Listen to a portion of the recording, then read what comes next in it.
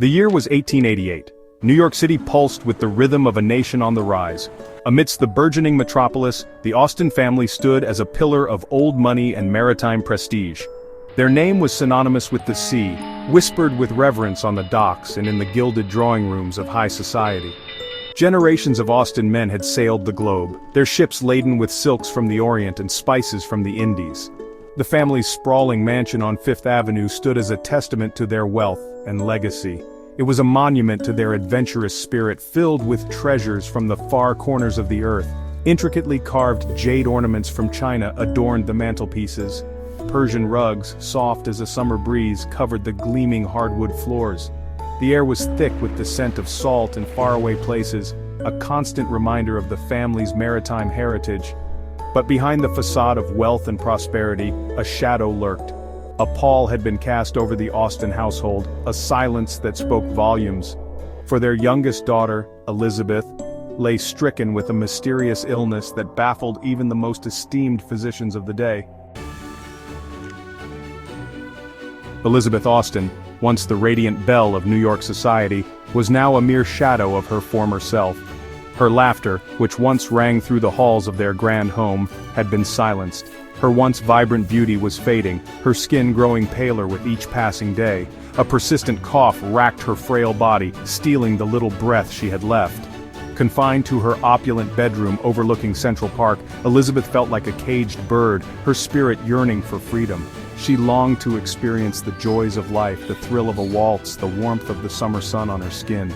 Most of all, she yearned for a love that would defy the constraints of her illness, a love that would embrace her fading beauty and see the fire that still burned within. The relentless passage of time only served to deepen Elizabeth's despair. She watched the seasons change from her window, a silent observer to a world that seemed to be slipping away from her grasp. Hope, once a flickering candle in the darkness, threatened to be extinguished entirely. One crisp autumn afternoon, a glimmer of hope arrived at the Austen doorstep in the form of James O'Malley.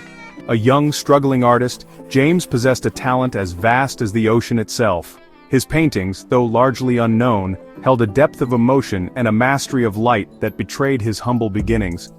Desperate to find a cure for their daughter, the Austens had exhausted all conventional medical options. They turned to unorthodox methods, hoping against hope for a miracle. It was then that they heard whispers of James's gentle nature and his unique ability to connect with his students. They hired him to be Elizabeth's art tutor, praying that he could somehow rekindle her waning spirit.